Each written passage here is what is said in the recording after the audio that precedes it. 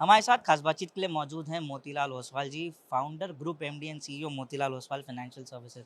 Sir, Zee media पे आपका स्वागत है। हम आपसे समझना चाहेंगे कि ये जो मोबिक 2024 का आपने आज आयोजन किया है, किस तरह से सर इस प्रोग्राम को रिस्पॉन्स मिल रहा है और कहाँ-कहाँ से लोग जो है इस बार आए हुए हैं? Saurabh, I think you can see, आपने देखा होगा कि पूरे कंट्री से यहाँ रिप्रेजेंटेशन है। All the states, mostly huge number of people from all the cities, about 1500 से ज़्यादा लोग यहाँ पर है मौजूद है। और सवेरे से अभी तक प्रोग्राम चल रहा है और मुझे लगता है 9 साढ़े 9 बजे तक प्रोग्राम चलेगा। कल भी प्रोग्राम है। सो लोगों को बहुत इंटरेस्ट है मार्केट के बारे में। लोगों को बहुत इंटरेस्ट है कि नई चीज़ें क्या हो रही है, नए ट्रेंड क्या है। लोगों को डाइवर्स व्यूज सुनने के, इक्विटी के बारे में, डेट के बारे में, म्यूचुअल फंड के बारे में, गोल्ड के बारे में। सो हमने ऐसे सब टाइप के सेशन रखे हैं।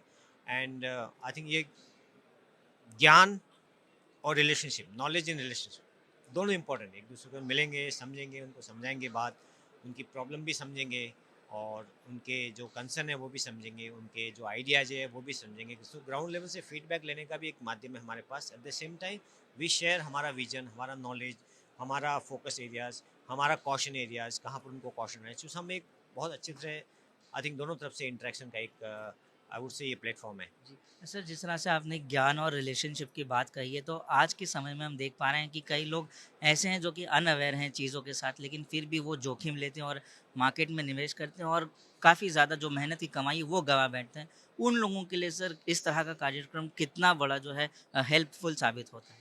देखिए, जैसे अभी बहुत इंटरेस्टिंग सेशन था। अभी नीरेन थे, रामदेव अग्रवाल थे, आपके भंडारी जी ने उस पैनल को गाइड किया।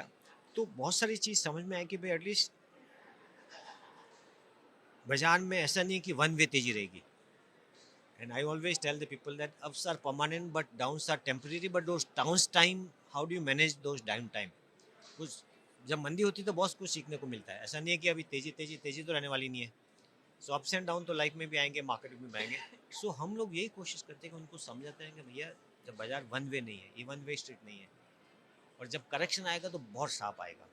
सो रिस्क है, कंप्लायंस है, कस्टमर सेंट्रिसिटी है, टेक्नोलॉजी है। सो आई थिंक ये बहुत इंपॉर्टेंट है। दूसरी तरफ उनके लिए क्या हम गाइड कर सकते हैं, बिजनेस ग्रो कैसे होवे, क्योंकि बिजनेस तो ग्रो होना ही होना है। जैसे फाइनेंशियल सेविंग जितनी आ रही मार्केट में, हर महीने 50,000 करोड़ करीब इक्विटी मारा, उससे भी ज़्यादा पैसा आ रहा है, ईपीएफओ का पैसा आ रहा है। तो लोगों को एक ब्रॉडर ट्रेंड समझने को मिल रही है कि भाई कैसे ओवरऑल ब्रांड फंड फ्लो कहाँ से आ रहा है, क्या प्रॉब्लम आ सकती है, क्या चैलेंज आ सकते हैं। तो उससे आई थिंक मुझे लगता है कि ये एक ज्ञान का, यू कैन से, ये संगम है। जी। सर, ज्ञान के संगम की आपने बात कही। मार्केट जो है दिन पर दिन नई कीर्तिमान को जो है वो छू रहा है। कैसे देख पा रहे हैं, अगर बात की जाए 1 लाख तक पहुँचने की, तो हम कब तक देख पा रहे हैं? देखिए, 1 लाख तो पहुंचेगा। सवाल क्या है कि कितना समय लगेगा। राइट, जब मैंने स्टार्ट किया था कैरियर, 650 का इंडेक्स था। 650 से भी 80,000 तक तो पहुंच गए। तो 1 लाख तो होने वाला है। बट क्या 1 लाख होगा यहाँ से 10-15% कम होके या डायरेक्ट जाएगा, वो किसी को नहीं पता है। बट ये है कि आप इक्विटी जो एसेट क्लास है वो लॉन्ग टर्म एसेट क्लास है। बाई राइट से अच्छे स्टॉक पकड़ के बैठे रहो तो आपको कोई चिंता नहीं है। और ख़राब टाइम आएगा, आपको थोड़ा उस टाइम थोड़ा पेशेंस चाहिए, and I would say conviction चाहिए, और उस टाइम थोड़ा और पैसा डालने की हिम्मत चाहिए। जी। सर, एसआईपी हम देख पा रहे हैं रिकॉर्ड हाई छू रहा है। 50 लाख करोड़ से अधिक का जो है एयूएम पहुँच गया है। किस तरह का जो है आप इस बार रिस्पॉन्स देख रहे हैं? इनफैक्ट आने वाले दिनों में उम्मीद की जा रही है कि ₹250 प्रति महीने की भी जो है एसआईपी उसकी भी शुरुआत होने को है। देखिए, म्यूचुअल फंड इंडस्ट्री ने बहुत अच्छा काम किया एस आई पी ला के। सबसे बेस्ट प्रोडक्ट है, सबसे सिंपल प्रोडक्ट है, सेफ है, और हर 100 रुपये वाला भी उसमें पार्टिसिपेट कर सकता है, और 100 करोड़ वाला भी पार्टिसिपेट करता है। तो मुझे लगता है कि, और एस आई पी का आप देखेंगे ग्रोथ बहुत अच्छा हो रहा है। सो अच्छे टाइम में अगर एस आई पी में पैसा आता है ना, कोई टेंशन नहीं है। ये स्मॉल मिड कैप में पैसा, जो फ्रॉती स्टॉक्स है, या जो जहाँ स्टॉक का पता नहीं है, वहाँ पर हमको कॉशन रखना चाहिए। सर, आगे बढ़ते हुए बात करते हैं कि अगर मार्केट देखा जाए और भारत की ग्रोथ स्टोरी देखा जाए, तो बताया जाता है कि स्टॉक मार्केट का रिफ्लेक्शन ही जो है वो भारत की ग्रोथ स्टोरी है। कैसे आप इस जो है कहानी को देखते हैं? Yes, of course, I think एक स्टॉक मार्केट का अच्छा है, बैरोमीटर है 5 से 7 साल के पीरियड के हिसाब से।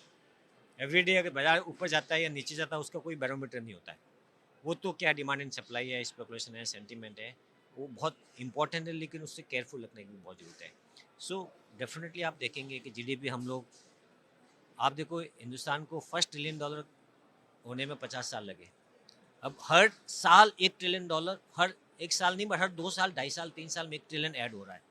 तो साइज इकोनॉमी बहुत बढ़ रही है। बट ज़रूरत क्या है? अच्छी कंपनियों की ज़रूरत क्या है, जो अच्छे प्रोमोटर्स की। लेकिन जब बाढ़ आती है तो सब अच्छी और ख़राब सब टाइप के लोग आते हैं, इनफैक्ट ख़राब लोग ज़्यादा आते हैं तेज़ी में। सो हमको केयरफुल रखना है कि हम लोग जैसे रिसर्च करते हैं करीब 350 कंपनियों की, तो लेकिन कंपनियां तो 3000 है। सो लोगों को केयरफुल रहना पड़ेगा कि अच्छी कंपनियां जो है रिसर्च करके इन्वेस्ट करें और लॉन्ग टर्म के लिए इन्वेस्ट करें।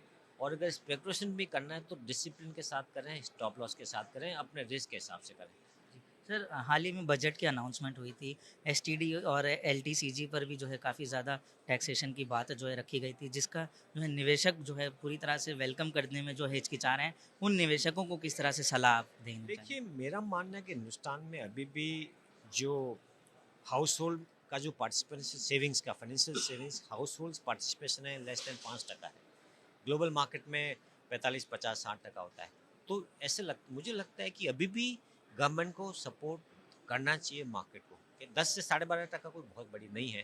तो बट लोगों को थोड़ा सा उससे एक मैसेज जाता है कि यार कहीं ज़्यादा तो नहीं है कि कहीं कल अगले साल 15 हो जाए, फिर 20 हो जाए, फिर 25 हो जाए।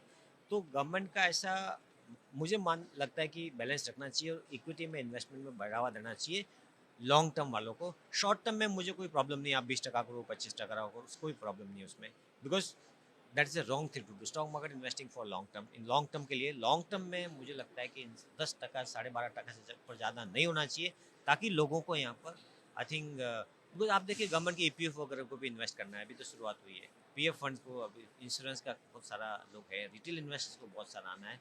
तो बहुत इंपॉर्टेंट है कि हम ऐसी सेविंग्स को बढ़ावा दें।